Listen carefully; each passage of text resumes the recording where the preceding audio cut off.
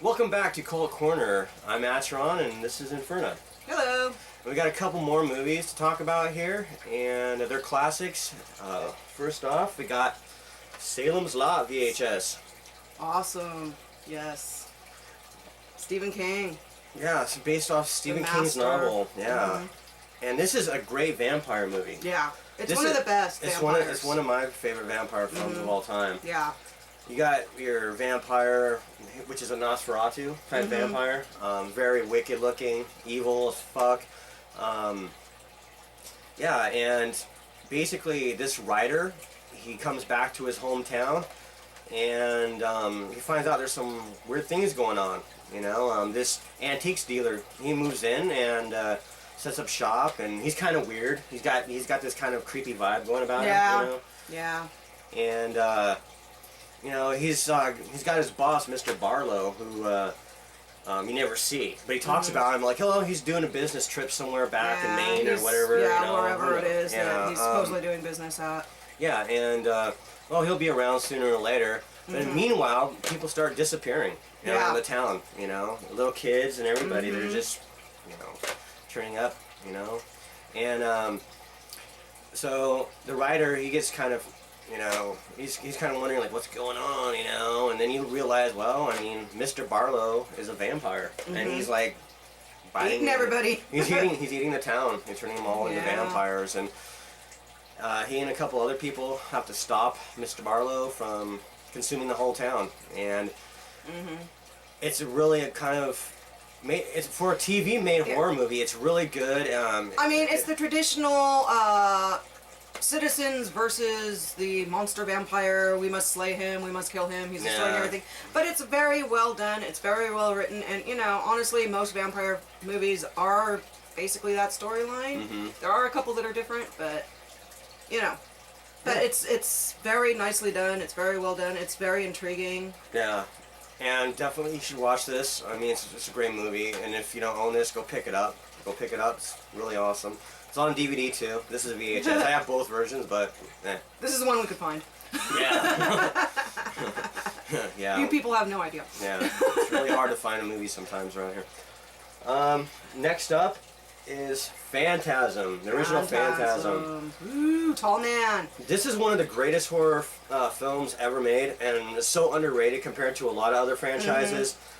This one actually was one of the few, when I first watched it, and I watched it, you know, a long time ago when I was a kid still, you know, because it's when I watched a lot of the old ones, but it was one of the few that actually creeped me out, you know, and it takes a lot to creep me out, honestly, because I'm sort of jaded that way or something, I don't know, it just takes a lot, but this was, when I was a kid, one of the ones that did kind of freak me out a little bit. It unnerved me. It didn't like, oh, you know, totally freak me out. It was unnerving to me. It's all about like death. Like Tall Man represents death coming, like a plague coming across the land, and he's going to all these small towns and pretty much cleaning up everybody, stealing their corpses. Yeah. Creating these evil dwarfs that, you know, go around and, you know, cause havoc, and also there's the iconic ball. Yeah, the ball with the blades that spins around, sticks in your head, and and you're toast. Yeah, pretty much. Yeah. Once that ball gets a sight of you, you're just screwed. Because it's gonna get you. Yeah. This movie also has like sci-fi elements to it as well. So it's kind of just totally different than your actual horror movie. And I don't know how much buzz it got when it came out in like late 70s. Oh, jeez. But I'm trying to remember. I know there was some hubbub over it, but it wasn't.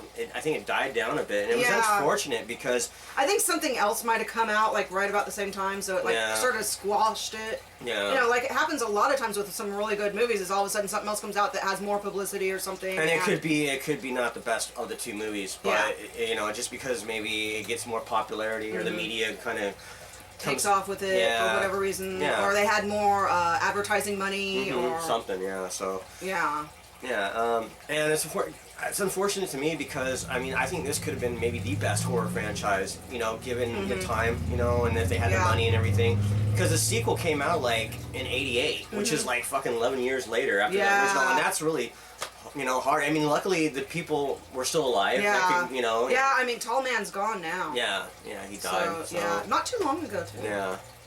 Angus Scrimm, that's his name, and he was a composer too. You know, he made a lot of cool music.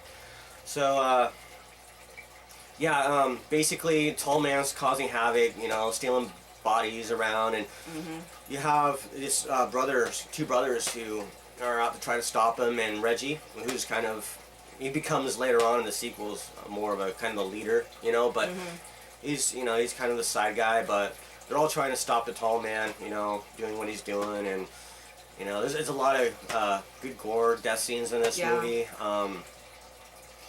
And the Ball Man. You know, I think it was the ball that kind of creeped me out when I was a little kid for some reason. I don't know. Yeah. Because I saw it when I was really young. So. Yeah. You know, like the iconic boy. You know. Yeah. From the Total Man, Yeah. You know, so, but creepy dude. Yeah. It's a really great movie. Yeah. Yeah. If you guys haven't gotta seen it, check you should watch it. Go find it right now. You know. I mean, you probably have, but if you haven't, do so. Yeah.